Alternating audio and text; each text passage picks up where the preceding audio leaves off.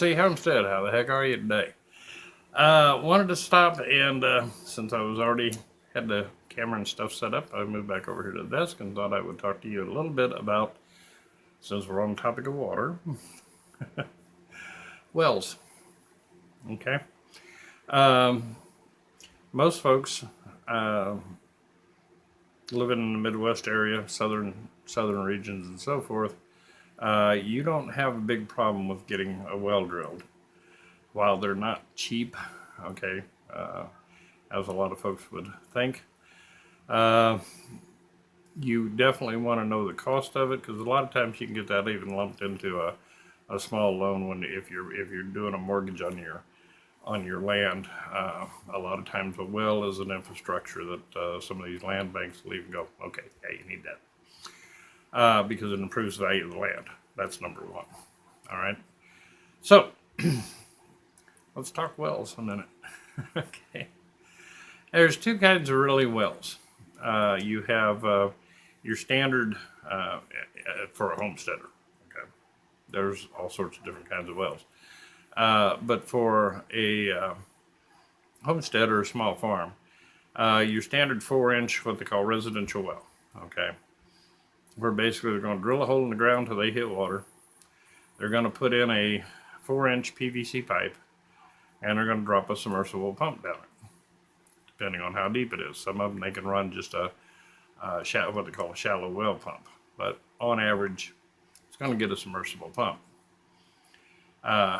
So now the 4-inch is designed for the average residential home. If you're planning on running livestock, things of this nature, either plan on a secondary well, or I would make that residential well a 6-inch well. A little more expensive, pump's a little bit more expensive, everything about it's a little more expensive. But if you can do it, okay, during drought conditions, things of this nature, you're going to have a more stable water system. Okay, a lot more volume. So that'd be a good idea. A well is pretty much your best source of a stable water supply for your home. I know a lot of people out looking at land go look at creeks. Now, I told you my opinion of creeks are dangerous. You don't know what's going in those creeks. Yeah, not a good idea. Springs, if you actually have an artesian spring on your property and get it tested, you may be okay, depending on whether that spring fluctuates with seasonal events. You may go out there in the fall and look at it and it's just flowing like a son of a gun, and then you buy the place and go back that summer and there's nothing in there. Okay, it happens. So know that you know what you have there. When you're looking at the layout of the property, are you on top of a hill or are you down in a hollow? Water's down in a hollow. That is the shortest path to water. And if you're standing in a hollow and you're looking to buy a top of a hill, look at how tall that hill is, because they charge you by the foot for a well. Okay.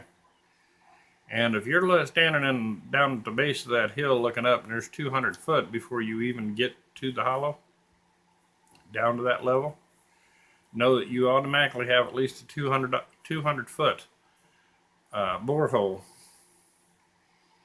before you even start drilling really for water. Here in Tennessee, 60, 65 foot wells are common if you're in a hollow area. Okay, if you're in a valley, 60 to 65 foot. If you're on top of a 200 foot hill, yeah, add it by 200. Okay, because that water table is going to be down there low.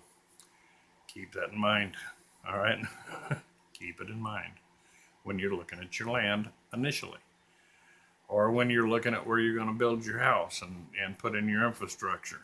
If you have rolling hills, which are great for scenery for a house, okay, but and just because you have to put your well down low does not mean you can't build your house high.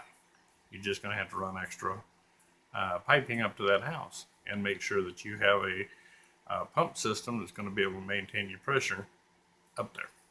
Okay, so you can live on top of the hill. Just make sure that you have a place to get a well that's as inexpensive as you can get. I strongly recommend a good commercial well with a 6-inch casement because they are less likely to be problematic on down the road. And usually everything about it is more industrial grade. The pump and so forth, they hold up longer. You don't have the problems with it. I was talking to a friend of mine that he has a commercial well system because his property was used as a hog farm. And he said the thing has never, ever went dry, ever. And, you know, he said he knows that the pump that's in there has been in there for at least 40 years. So it's a good solid pump. All right. If you get 40 years worth of use out of it, you've done good. So wells are your best option, okay, for stuff like that. Catchment systems, if you have the ability to put a well in, you can use catchment systems and even fill those catchment systems off of your pump, or use your pump to back up your catchment system. But use your catchment systems for things like garden irrigation and stuff of that nature. Here again, if you're going to use it for garden irrigation, I would recommend you come off a tin roof, okay? Because here again, nobody's looked at the quantities, the toxicity, or any of that from standard, what they call asphalt shingles. Actually, anymore, they're fiberglass, petroleum-based, shingles. Nobody is really sure and has done the research to know, is these things hazardous to your health if you drink the water coming off of them? Okay? Yeah. And everybody knows that eventually it starts coming out of there. But nobody wants to really talk about it. The manufacturers don't talk about it. Nobody's done the research on it. Some of the reasons why you have communities who ban catchment systems, because as a governing body, it makes it difficult for them to monitor the condition of your roof, what you're putting that catchment system on and so forth. They might put in their code, no asphalt roofs, only metal roofs. And then somebody says, well, I've got a metal roof, and here they go, they get their little permit to go out there and put their catchment system in. And then you look at the roof, and this thing is maybe metal roof coated with tar. So communities are going, listen, let's just ban them. So you have a lot of it. All right. And it's getting more popular with cities. It's not some great conspiracy to keep you on grid. It is more of a, let's be safe here. Some areas, Utah, I talked about that in the video, their costs, the government regulation, they meter it, you can only use so many gallons and blah, blah, blah. It's pretty stringent. And the cost is, through the roof. It's through the roof. To the point that Utah lost a resident. I was ready to grab this land up, and it was like, no, I'm not going to do it. When I started looking at the cost of maintaining and paying for water and so forth, and then having it shipped in was just too expensive. So kind of keep that in mind. If you're in the Midwestern area, wells are a good way to go. The farther out west you get, I'm not too familiar with the West Texas area. I don't know if they're having to go deep with their wells or not. Maybe somebody from West Texas can drop a comment and let me know.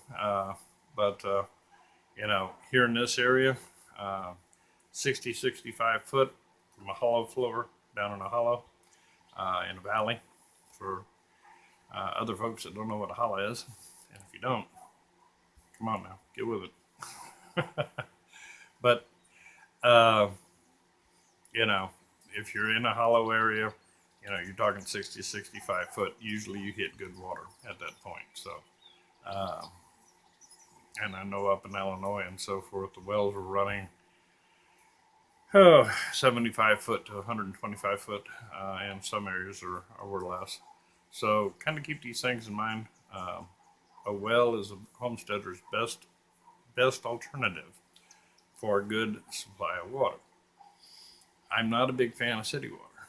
Okay, when I was looking for a place to move to, one of my prerequisites is it had to have a well. I did not want to be on city water. A lot of places I looked at were really nice places, but they were hooked into city water. And I've learned enough about city water to know I don't want it in my body anymore. Reverse osmosis filter systems are not cheap. And I didn't want to have to go back to filtering my water like that. And here's all I need to say about fluoridation, okay? When they dump the chemical into your water, it is good for your teeth, they tell you, which they found out it isn't really good for your teeth. That was a big lie, too.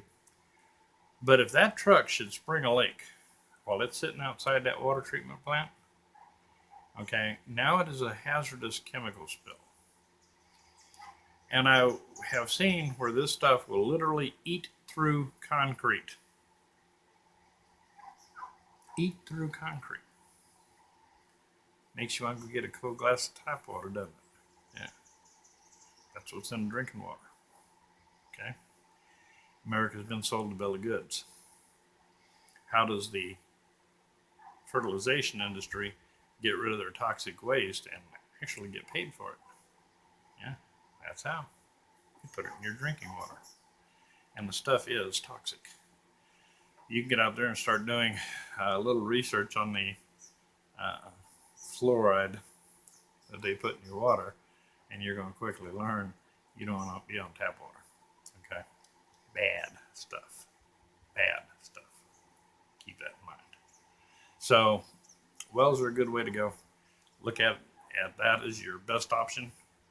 And when you're figuring your cost of your homestead, figure that in, folks. And you can run a well off of solar. Not hard to do. Okay? So you don't have to have electricity to run that well. Best way to go. Okay? Water catchment's great for gardens, especially because you can just catch it off anything. Like I said, I wouldn't use an asphalt roof or the shingled roof.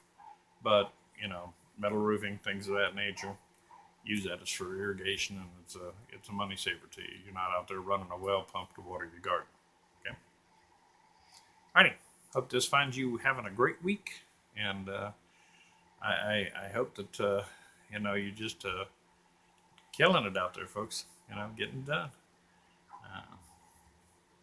I love you guys and appreciate you, and hope you're having just a splendid time. This Rich Tennessee Homestead. And by the way, if you're watching Nikki, good hearing from you, girl. She had some internet problems. I can relate to that. Sure can.